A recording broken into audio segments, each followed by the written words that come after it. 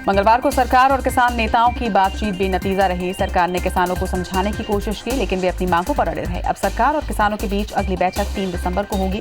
दिल्ली सीमा पर फोर्स बढ़ने के साथ किसान संगठन अलर्ट हो गए हैं। वहीं प्रदर्शन को तेज करने किसान और ज्यादा प्रदर्शनकारियों को जुटाने की कोशिश में है। नए कृषि कानूनों के खिलाफ विरोध प्रदर्शन करने वाले किसान प्रतिनिधियों के साथ सरकार की पहले दौर की बैठक बेनतीजा रही। इसके साथ ही केंद्रीय कृषि मंत्री नरेंद्र सिंह तोमर ने मंगलवार को कहा कि किसान नेताओं को नए कृषि कानूनों के विशिष्ट पहलुओं को सामने रखना चाहिए। सरकार उनकी चिंताओं पर गौर करने और उनका समाधान करने के लिए तैयार है। सीएम योगी ने यूपी के गौतम बुद्ध नगर में बनने वाली फिल्म सिटी को लेकर अक्षय कुमार से चर्चा की। अक्षय कुमार से मुलाकात को लेकर सीएम योगी ने ट्वीट किया। उन्होंने शिष्टाचार भेंट में फिल्म जगत के विभिन्न पहलुओं के संबंध में उनसे सार्थक चर्चा की बात कही। सीएम ने कहा कि अपने कार्य के प्रति उनकी समझ, लगन और रचनाधर्मिता युवाओं के लिए प्रेरणादायक है। पश्चिम बंगाल में तृणमूल कांग्रेस के असंतुष्ट नेता शुभेंदु अधिकारी भारतीय जनता पार्टी में नहीं शामिल होने जा रहे। टीएमसी नेता सौगात राय ने ये जानकारी दी। राय ने कहा कि शुभेंदु अधिकारी बीजेपी में नहीं जा रहे हैं, ये एक मूर्खतापूर्ण धारणा थी। राय ने शुभेंदु संग एक सार्थक बैठक की है। ये टीएमसी के साथ है। ममता को फिर से जिताने के लिए साथ मिलकर काम करेंगे।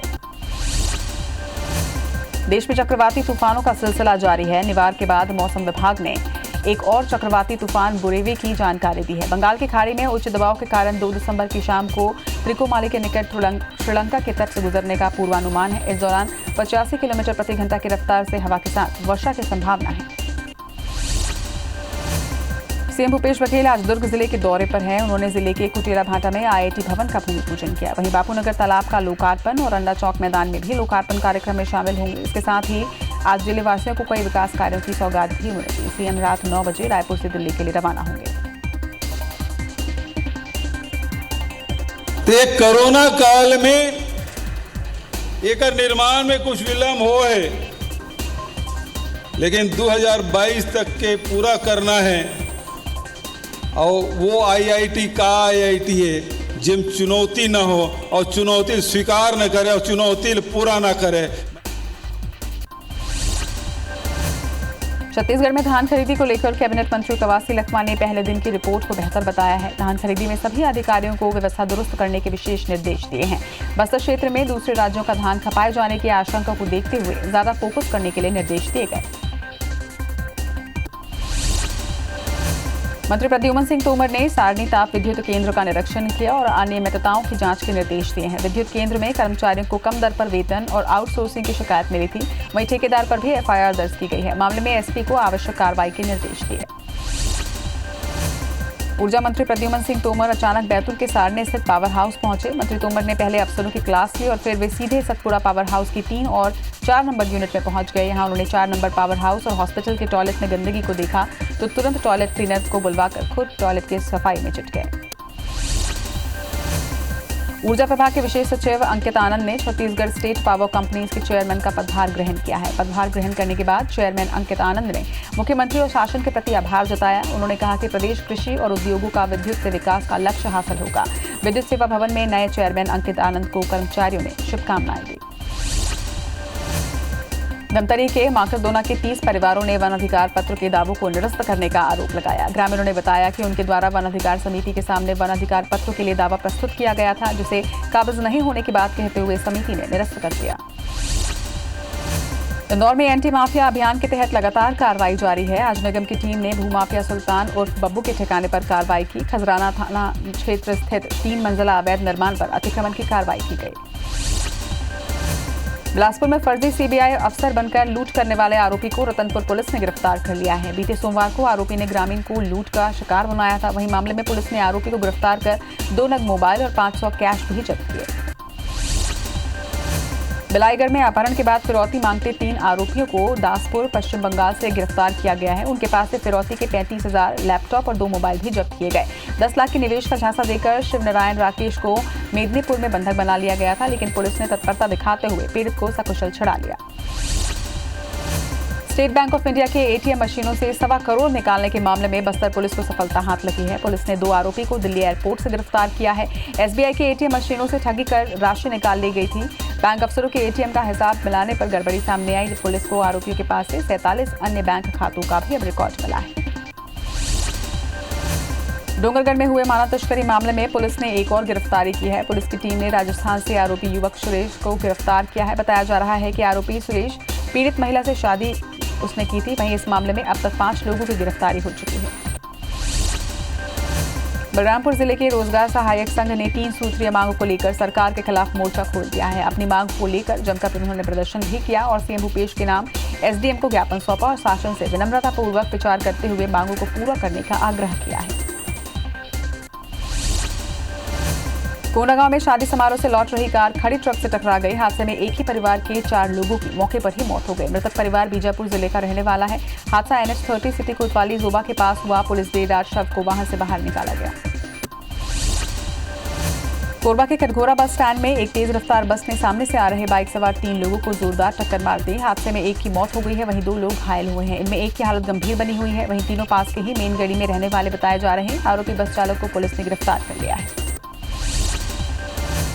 जबलपुर में अवैध शराब के ठिकानों पर पुलिस ने दबिश दी है। इस दौरान पुलिस ने भारी मात्रा में मिले कच्चे माल को नष्ट किया। वहीं पुलिस की टीम ने शराब के ड्रमों को आग के हवाले कर दिया। कार्रवाई के दौरान आरोपी पुलिस को चकमा देकर फरार हो गया।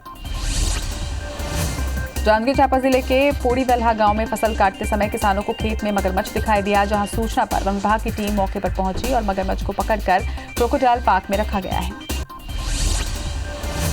शिवपुरी के कोलारस थाना इलाके में अपहृत चरवाहे को पुलिस ने छुड़वा लिया है। इस दौरान पुलिस और डकैत बैजू गज्जर गिरोह के बीच मुठभेड़ भी हुई। मुठभेड़ में पुलिस के जवानों ने एक डकैत को गिरफ्तार किया है। वहीं 2 अन्य डकैत मौके से फरार हो गए। बता दें कि कल डकैतों ने चरवाहे का अपहरण कर 10 लाख रुपए की फिरौती की मांगी थी। पिपरिया के मोकलवाड़ा गांव में पैसे के लेन देन को लेकर हुए विवाद में एक युवक ने दूसरे युवक पर गोली चला दी। गोली दूसरे युवक के पैर में लगी। वहीं घटना की सूचना के बाद पुलिस ने घायल युवक को अस्पताल में भर्ती करवाया। आरोपी युवक की तलाश में पुलिस जुटी हुई है। बिलासपुर हाईकोर्ट ने पूर्व डीएमई डॉक्टर आदिले को बड़ी राहत दी है। हाईकोर्ट ने दुष्कर्म मामले में डॉक्टर आदिले को जमानत दी है। बता दें कि डॉक्टर आदिले पर कांकेर की युवती ने परमानेंट नौकरी लगवाने का झांसा देकर दुष्कर्म करने का आरोप लगाया था। ग्वालियर में हाईवे पर चलते ट्रक में आग लगने का मामला सामने आया है। ट्रक में खाली प्लास्टिक की क्रेटें भरी हुई थी। ट्रक में आग के लपटे देख चालक ने कूदकर अपनी जान बचा ली। वहीं सूचना मिलते ही दमकल की टीम पहुंचकर बड़ी मशक्कत के बाद आग पर काबू पाया गया। आग लगने की वजह शॉर्ट सर्किट होना बताया जा रहा है। फिलहाल इस आग में कोई जनहानि नहीं हुई है। खेरिया पुल के पास ये पूरी घटना हुई।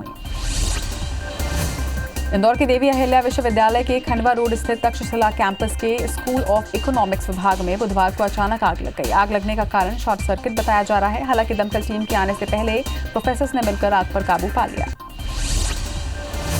जांजगीर चांपा जिले में बाहरी धान की बिक्री रोकने प्रशासन ने 74 नोडल अधिकारी नियुक्त किए हैं। इन अधिकारियों को 230 केंद्रों की जिम्मेदारी दी गई है। इसके साथ ही प्रशासन उड़नदस्ता टीमें भी बना रही है, जिससे जिले में बाहरी धान और बिचौलियों को रोका जा सके। राजनांदगांव के मेडिकल कॉलेज अस्पताल में ऑक्सीजन सिलेंडर में गैस का रिसाव होने से अफरा तफरी मच गई। रिसाव के बाद आईसीसीयू में भर्ती 1 मरीज की मौत हो गई। वहीं वार्ड में भर्ती 8 गंभीर मरीजों को सुरक्षित निकाला गया। घटना के बाद मरीजों की मौत के कारणों की जांच की जा रही है। कोरोना के आंकड़ों से आपको अपडेट करें। दुनिया भर में कोरोना संक्रमितों की संख्या 6 करोड़ 41 लाख के पार हो चुकी है। वहीं कुल मौत का आंकड़ा 14 लाख 85 हजार के पार पहुंच चुका है। अब तक दुनिया में 4 करोड़ 44 लाख से ज्यादा मरीज ठीक हुए हैं। वहीं दुनिया में 1 करोड़ 82 लाख एक्टिव मरीजों का इलाज इस वक्त जारी है। विश्व में अमेरिका कोरोना संक्रमण में 1 करोड़ 41 लाख केस के साथ पहले नंबर पर बना हुआ है।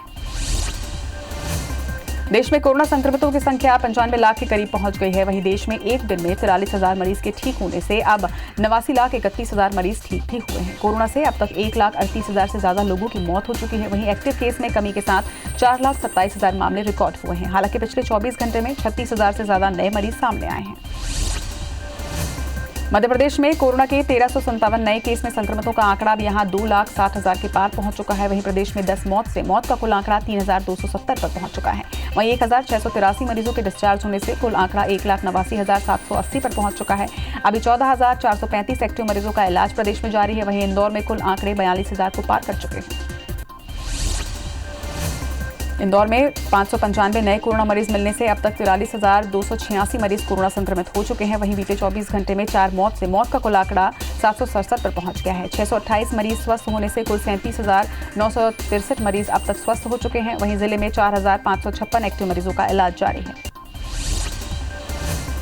छत्तीसगढ़ में 24 घंटे में कोरोना के 1,893 नए मरीजों से यहां आंकड़ा 2,39,000 को पार कर चुका है। वहीं एक्टिव मरीजों की बात की जाए तो ये संख्या 19,333 पर पहुंच चुकी है। 31 मौत से मौत का कुल आंकड़ा 2,892 पर पहुंचा है। वहीं प्रदेश में 1,976 मरीज डिस्चार्ज होने से ठीक होने वालों का आंकड़ा 2,16,000 पर पहुंच चुका है। वहीं राजनांदगांव में 124, दुर्ग से 102 और रायपुर से 245 नए मरीजों की पुष्टि की गई है। बिहार में कोरोना संक्रमण की रफ्तार थमने का नाम नहीं ले रही है। यहां पर स्वास्थ्य विभाग ने बड़ा कदम उठाया है। विभाग के मुताबिक बिहार में अब निजी लैब में 800 रुपए में RT-PCR जांच की जाएगी, जबकि इससे पहले जांच के लिए 1500 रुपए खर्च करने होते थे। दिल्ली और गुजरात सरकार ने भी टेस्ट का रेट घटाकर 800 रुपए कर दिया है। प्रधानमंत्री नरेंद्र मोदी ने बीजेपी के राष्ट्रीय अध्यक्ष जेपी नड्डा को ट्वीट कर जन्मदिन की बधाई दी और शुभकामनाएं भी दी।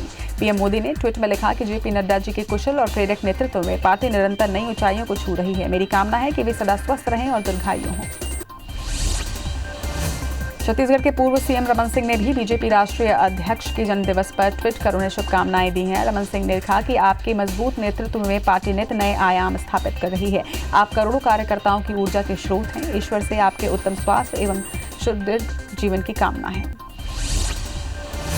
रक्षा मंत्री राजनाथ सिंह ने बीजेपी के राष्ट्रीय अध्यक्ष जेपी नड्डा को जन्मदिन की बधाई देते हुए ट्वीट किया। उन्होंने ट्वीट में लिखा कि नड्डा जी मेहनती नेता हैं जो अपने उत्कृष्ट संगठनात्मक कौशल के लिए भी जाने जाते हैं।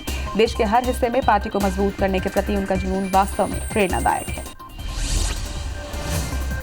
एमपी के सीएम शिवराज सिंह ने बीजेपी राष्ट्रीय अध्यक्ष जेपी नड्डा के जन्मदिन पर ट्वीट कर उन्हें बधाई दी है। सीएम शिवराज ने ट्वीट में लिखा कि नड्डा जी के नेतृत्व में देश के अनेक राज्यों में बीजेपी ने ऐतिहासिक विजय प्राप्त की है। सीएम शिवराज ने जेपी नड्डा के लिए स्वस्थ चिरंजीवी होने की कामना भी की।